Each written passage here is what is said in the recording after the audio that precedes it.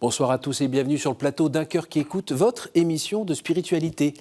Alors aujourd'hui, nous allons vivre une aventure un peu spéciale en compagnie de Hervé de Lantivy, qui vient nous parler de son livre « Une prothèse vers Compostelle » aux éditions Salvator, paru aux éditions Salvator. Bonjour Hervé. Bonjour. Bienvenue. Merci beaucoup. Merci d'être venu de Bretagne. Voilà. Alors vous allez nous raconter un petit peu ce parcours étonnant, sachant que, oui c'est ça, vous marchez avec une prothèse et vous choisissez d'aller donc tranquillement à Saint-Jacques-de-Compostelle et non pas en partant de Saint-Jean-Pied-de-Port, mais en partant de Sainte-Anne-d'Auray. La porte à côté, mais un petit peu plein nord. Vous allez nous raconter tout ça et surtout ce que ça a eu comme incidence sur votre vie de foi. Juste avant, je vous invite à nous lire un extrait de texte de votre choix. 8 mars 2021. 2 mois jour pour jour que je suis parti. J'ai largement dépassé la barre des 1000 km, un vrai symbole de ma démarche de pèlerin. Sur 61 jours de marche, seulement 4 jours de pluie. 61 jours de dépassement de soi à chacun de mes pas. 61 jours où j'ai ressenti le doute, la fatigue, le froid, la chaleur, la faim, la souffrance. 61 jours durant lesquels j'ai observé le paysage qui défilait sous mes pas et écouté le silence de la nature. 61 jours de marche solitaire, sans aucun pèlerin à mes côtés. 61 jours de rencontres éphémères extraordinaires. 61 jours qui m'ont appris à m'aimer, à aimer les personnes qui me recevaient chaque soir, à les écouter, à rire ou parfois à pleurer avec elles. 61 jours de réflexion ou de prière, à genoux, au pied d'une croix, en pleine nature, à dire simplement quelques mots à Dieu ou réciter mon chapelet. 61 jours de bonheur où ma peur s'est dissipée tout naturellement. 61 jours, enfin, de défis, de challenge, pendant lequel je me suis prouvé qu'avec mon handicap, j'étais encore capable de me surpasser avec ma prothèse et mes 2 béquilles, mes 2 seuls compagnons sur les chemins de Saint-Jacques. Et je peux le dire haut et fort, en toute modestie bien sûr, je suis extrêmement fier de moi. Cette audace, je la dois à ma détermination, à mon entêtement, mais surtout à Aude, ma femme, à mes 4 enfants et à mes 2 belles-filles. Bon voilà, l'émission est finie. Voilà. Merci beaucoup, c'était vraiment très riche. Ah oui, non, en lisant ça, on a un peu le condensé du livre. Hein. Voilà, exactement. Et c'était la moitié, donc un peu plus de la moitié de mon pèlerinage. Avant ou après les Landes? Après les Landes, parce que là, j'arrivais, donc... C'était long, hein, les Landes? Les Landes, c'est long. Oui et non, quoi. Vous le racontez comme quelque chose de tout droit? C'est tout droit. Avec pas grand monde? Voilà, c'est des allées de sable entre les pins. Ça peut être ennuyant, mais moi, je l'ai choisi un peu pour ma semaine spirituelle, pour réfléchir à ma vie, ce que ça m'a donné, les conséquences, etc. Donc ça m'a beaucoup aidé, mais je marchais seul. Je n'avais pas de réponse, je n'avais personne à côté de moi. Donc personne avec qui je pouvais me confier. Sinon Dieu. Sinon Dieu. Et c'est ce que j'ai fait. C'est qui Dieu? Dieu, c'est une personne déjà où on doit se confier. On doit déjà l'aimer. Et se servir de lui pour essayer de faire face aux problèmes qu'on peut avoir, à surmonter la dureté de la vie qui peut être face à nous, quoi. Et ça veut dire quoi, marcher avec Dieu, concrètement? Marcher avec Dieu, c'est de prier avec lui, d'essayer de mieux le comprendre, d'essayer de... Il y a plein de choses qu'on peut... Déjà, il faut se confier à lui, mais espérer en lui. Mais pour espérer, il faut lui donner une chance. Si on fait que de prier et on fait rien à côté, le bon Dieu ne fera pas grand-chose. Et ça, moi, je l'ai compris sur le chemin. J'ai compris que il fallait surtout pas bousculer le chemin. Le chemin, c'est lui qui me conduisait à Saint-Jacques. Donc il fallait surtout pas le confronter, Et par contre, l'aimer, quoi. Et pour l'aimer, il fallait prendre soin de sa personne. Et c'était pour moi la seule solution pour que je puisse arriver au but, à Saint-Jacques-de-Compostelle. Alors si on rembobine un petit Oui. peu, donc Aude, votre épouse, Voilà. un petit peu incontournable. La Bretagne aussi, Bien sûr, la Bretagne, oui. un petit peu incontournable aussi. Les 4 enfants, Les 4 enfants, vous étiez paysagiste. exactement. Et puis, qu'est-ce qui s'est passé un jour là avec une moto? C'était quoi Donc en fait, la moto, écoutez, j'étais militaire et j'étais donc au Liban et il me restait une semaine de permis à prendre. Donc il n'y a rien de glorieux. Je suis parti à Chypre, j'ai loué une moto et la veille de mon départ, une voiture m'a coupé la route. Et donc là, j'ai eu toute la jambe gauche avec des multitudes de fractures, dont le nerf sciatique a été sectionné au niveau de la hanche. Donc j'ai eu 2 ans d'hospitalisation, opération sur opération, rééducation, donc à Paris, entre Bégin et Percy, les hôpitaux militaires. Oui. Et puis voilà, et puis après, j'ai géré ma jeunesse de l'époque. Me faisait pas voir en fait le futur et puis après j'ai pris ma vie professionnelle, je me suis marié, j'ai eu mes enfants et puis en 2010 là il y a eu des petites complications, donc entre 2010 et 2018, donc là c'était infection sur infection et opération sur opération et là je voyais plus le bout du tunnel, donc j'étais rendu à ma 17e opération et là je me suis dit il fallait arrêter et j'ai demandé l'amputation de ma jambe. Professionnellement, c'était un petit peu risqué aussi, non? Et professionnellement, c'était aussi très compliqué, quoi. Donc il fallait que je fasse... il fallait que faire face aux 2 situations, l'amputation, qui forcément avait une grosse rééducation derrière, Oui. et puis gérer mon entreprise. Voilà. Et donc quand je me suis fait amputer, juste avant d'arriver au bloc, 10 minutes avant, j'ai fait ce vœu. Si je remarche, ou du moins si je remarche correctement, je partirai à Saint-Jacques. Ne me dites pas comment c'est arrivé. Oui. Vous n'avez pas la réponse. J'ai pas la réponse. Et donc je suis parti 2 ans et demi après. Et là, kilomètre après kilomètre. Kilomètre après kilomètre. Une aventure de 3 mois. Une aventure de 3 mois. Je suis parti le 8 mars en tant que pèlerin sans aucune expérience. Je ne savais même pas si j'allais pouvoir marcher 2 jours. Et puis... Vous êtes un petit peu abîmé quand même au début. Voilà, exactement, oui. Donc les doutes sont passés. J'ai eu des doutes pendant 15 jours. Parce que je n'arrivais pas à trouver le rythme de ma marche. C'était assez difficile.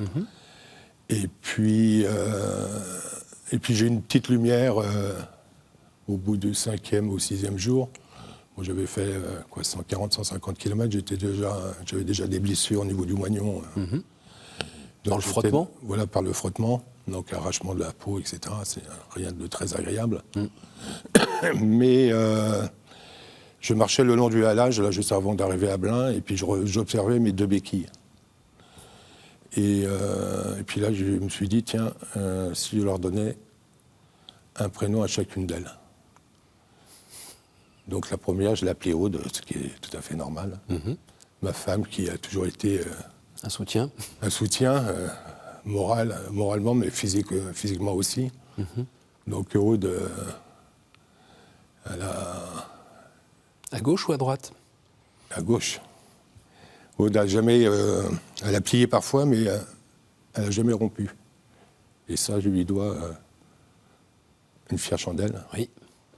Et la deuxième, c'est donc Philippe, un de mes beaux-frères, qui est aujourd'hui un des plus vieux greffés de France, une greffe de rein, et qui a eu une opération à cœur ouvert il y a quelques années, suite à un staphylocoque, et puis un cancer dans les années 2020. Mais il est toujours là aujourd'hui. Grâce, je dirais, à sa détermination. C'est un croyant, lui? Et grâce à sa foi. Voilà. Et on s'est en fait toujours soutenu pendant nos années difficiles. Et ça, je lui en dois beaucoup de reconnaissance. Donc vous je étiez bien l'amplifie. entouré. Voilà. Vous étiez bien entouré, là. Voilà. Donc là, j'étais bien entouré. Et puis, en fait, je me suis aperçu que ces 2 bâtons métalliques sont devenus mes confidents. Plus je marchais. Et On a dû entendre de drôles de trucs, alors. voilà. Donc je leur parlais. Quelquefois, j'étais pas content. De temps en temps, c'était... Ah Donc, par contre, je riais avec eux, je pleurais avec eux. Quand ça allait mal, ils étaient là pour me donner la persévérance pour finir mon étape du jour. Et puis voilà. Et puis après, 3 jours après, en arrivant à Nantes, j'ai eu une rencontre. On appelle ça sur le chemin les rencontres éphémères. Donc une personne qui s'appelle Anthony et sa compagne Anne-Laure, et qui sont des fervents pèlerins de Compostelle. Et à un moment, Anthony m'a pris à part, il m'a dit « Tu es porteur d'espoir ». Donc là, je l'ai regardé, je n'ai pas su quoi lui répondre, je lui ai remercié gentiment, et puis je me demandais s'il me disait ça, s'il ne me le disait pas par... s'il le disait à tous les pèlerins, ou parce que j'étais handicapé. Oui. Et puis voilà, et puis le lendemain, j'ai repensé à sa phrase « porteur d'espoir », et là, je me suis dit « Pourquoi pas ? Pourquoi ne pas... marcher pour les personnes qui ne peuvent pas. » Donc là, j'ai décidé que à chacun de mes pas, chacune de mes joies seront pour eux. Et je prierai pour eux. Et ça m'a vraiment beaucoup aidé pendant le chemin. Et quand il y avait ces 2 événements, là, j'ai su que j'arriverais à Saint-Jacques-de-Compostelle. Voilà. Et que les doutes s'étaient complètement dissipés. Et avec cette certitude d'arriver, sauf si je me faisais bien sûr écraser par une voiture, mais ça n'a pas été le cas. Ou très mal tombé. Ou très mal tombé, voilà, exactement. Ou un souci technique. Ou un souci technique. Voilà. Mais la providence, j'aime beaucoup ce mot, la providence, a fait que je suis arrivé le 12 juin devant l'apôtre Jacques. Alors il y a des gens parfois qui, quand ils sont blessés, physiquement ou psychologiquement, intérieurement, vont se mettre à l'abri dans l'ombre, se cacher pour lécher leurs plaies. C'est pas votre genre ? Non, pas du tout. Si, peut-être au début. L'amputation en elle-même ne m'a pas posé de soucis. Même le regard des autres ? Non. Parce que le handicap, je l'avais avant. Depuis la moto, depuis la moto, donc depuis 30 ans. Vous aviez quel âge, oui ? J'avais 24 ans quand j'ai eu mon accident de moto. Ça n'a pas empêché Aude de voir que vous étiez un garçon charmant ? Exactement, non, voilà. Mais c'est après, quoi. Donc, une amputation, donc... déjà, il fallait accepter. Donc, c'est moi qui ai décidé. Donc, c'était déjà un gros avantage. Je savais que ce qui allait m'arriver quand j'ai eu l'opération, je savais que quand j'allais me réveiller, j'aurais un membre en moins. Oui. Mais c'est l'après qui est un peu plus difficile parce qu'il faut savoir gérer quand même ce handicap. Déjà apprendre à marcher comme un enfant. Ça équilibre un peu différemment la personne. Exactement. Et puis moi, j'avais après mon entreprise à gérer. Donc, j'étais sur 2 combats. C'est ce que vous racontez un petit peu dans le livre. On sent que, par petites touches, vous avez quelque chose de très lourd à porter. Exactement. Qui n'est pas seulement votre jambe ou votre sac ou vos cannes, mais il y a autre chose qui vous écrase fortement et qui est arrivé justement à ce moment-là, après l'opération. Voilà, donc ça c'est 9 mois après. Donc après cette rééducation, je dirais, intensif, qui a duré quand même à peu près 1 an et demi. Mais un beau matin en octobre, je me suis trouvé devant un mur infranchissable. Et là, je suis... C'est-à-dire du genre, j'y arriverai jamais. Ah oui, exactement, oui. J'arriverai jamais, et l'entreprise, je m'en sortirai jamais. Je m'en sortirai, voilà. Je suis crevé. En fait, bon, j'avais fait un burn-out sans le savoir. On se cache la face. Et on espère que le lendemain, ça ira mieux, mais en fait, c'est faux. Et Tous les matins, c'est lourd. Voilà. Et on ne veut pas en parler à sa famille. À ses Même proches. à Aude? Même pas. Non, pas à Aude. Parce que je ne voulais pas l'inquiéter. Mais ça, c'est une grosse erreur à jamais faire. Et le bon Dieu, à ce moment-là, il était là? Le bon Dieu, on s'accroche sur le bon Dieu, mais comme je disais tout à l'heure, si on fait que de prier, Il faut le laisser rentrer un peu. Et puis il faut réagir. En même temps, il faut montrer sa force. Et là, un burn-out, on est plus, on est dans la faiblesse. Oui. Et puis on descend de jour en jour. Et puis mois d'octobre 2019, un matin, j'étais devant un mur infranchissable, comme un automate, et puis j'ai tenté de mettre fin à mes jours. C'était le seul moyen que tout ça s'arrête, en fait? C'était insupportable? Il n'y avait pas d'autre option?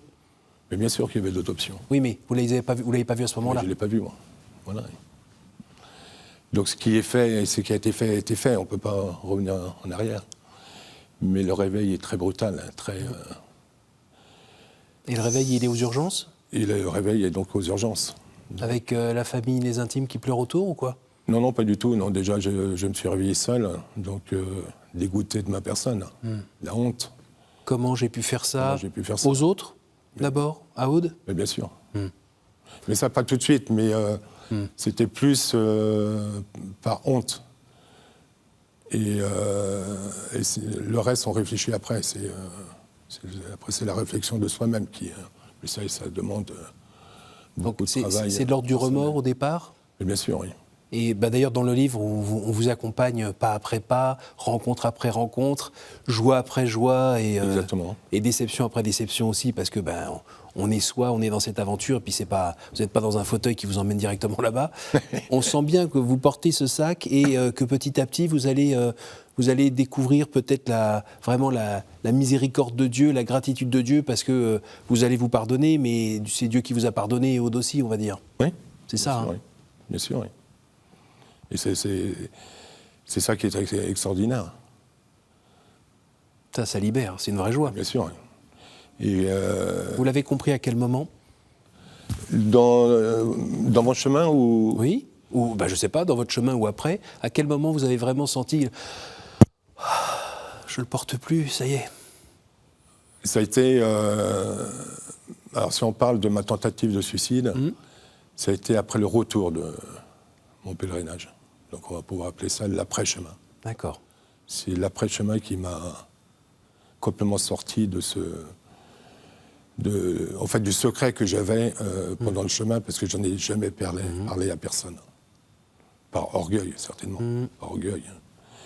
Et en fait, c'est 3 mois après le retour où j'ai eu cette révélation.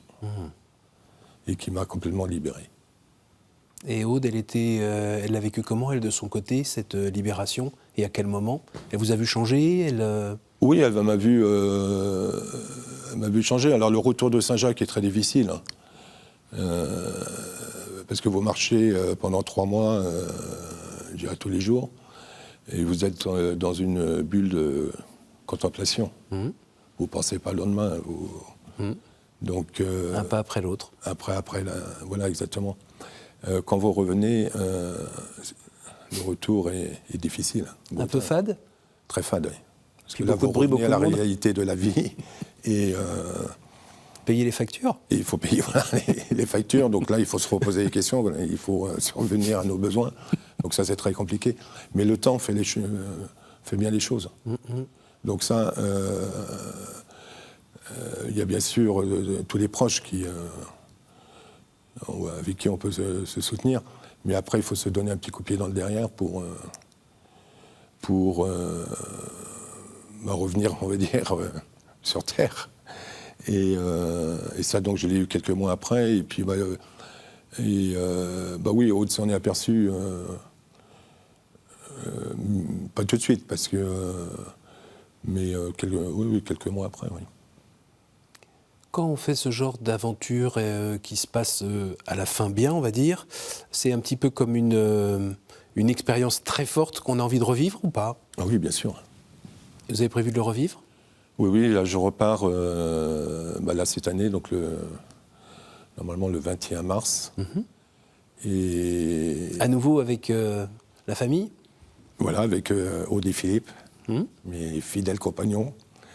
Et cette fois-ci, je vais partir comme je suis parti de chez moi, je vais partir de Rome.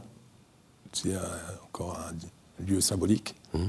Et pour retourner donc à Saint-Jacques-de-Compostelle. Donc là, c'est 5 mois de pèlerinage et à peu près 3200 km à parcourir. Et pourquoi vous le faites? Alors je le fais déjà pour moi, parce qu'on en a toujours besoin. Toujours besoin de se confier à Dieu, de parler, et puis de voir d'autres personnes. Et puis, je vais le faire aussi pour d'autres personnes. Une association? Voilà, donc là, je vais marcher pour une association qui s'appelle l'Âme de Joie, qui est une association qui est dans le nord de la France. Oui. Et qui... C'est pas du patinage? Pas du tout, non. Presque. Qui fournissent, en fait, gracieusement, des lames de course pour les enfants qui sont amputés. D'accord. Voilà. Ça coûte cher, je crois. Hein? Il faut... la lame coûte minimum 2500 €. La lame? La lame. Et non remboursée par la Sécu. Et un enfant est obligé de changer de lame tous les 18 mois. Oh là! À cause de la croissance. D'accord. Donc il y a des familles qui sont dans la capacité de pouvoir offrir du moins à leurs enfants.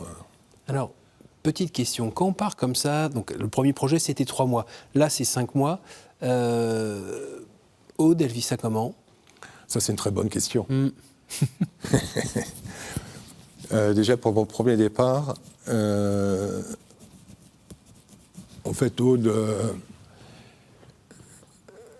elle m'a toujours dit je suis heureux si tu es heureux.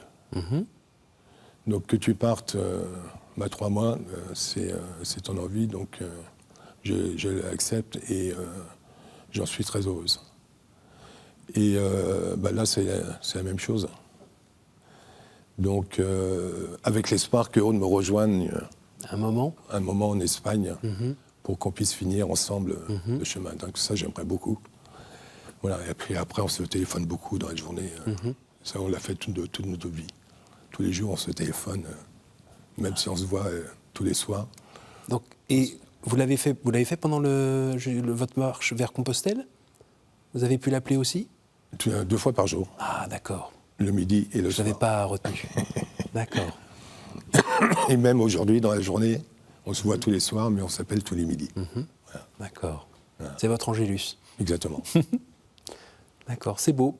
Voilà. C'est beau. Et parce que oui, c'est ça, quand on s'engage dans des aventures pareilles, on est à 2, hein, on s'est marié à 2. On s'est marié à 2. Donc 5 mois, c'est long. C'est long. Donc c'est votre côté militaire aussi, peut-être.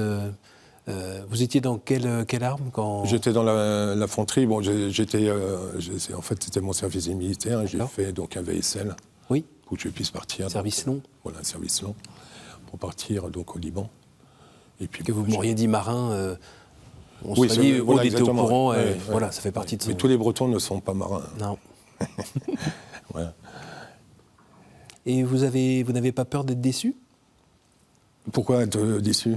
Après tout ce que vous avez vécu dans cette première marche de 3 mois... Oui, mais la marche sera différente.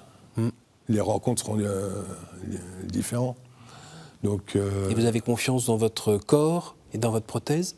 Bien sûr, oui. Et puis on verra ce que le Seigneur va me confier à chaque jour de ma marche. Il faut avoir confiance. Et puis aujourd'hui, c'est pour cette fois-ci, je peux avoir beaucoup plus sereinement. Je l'ai déjà vécu une fois. Là, je suis à 2 mois de mon départ, j'ai encore rien programmé. Mais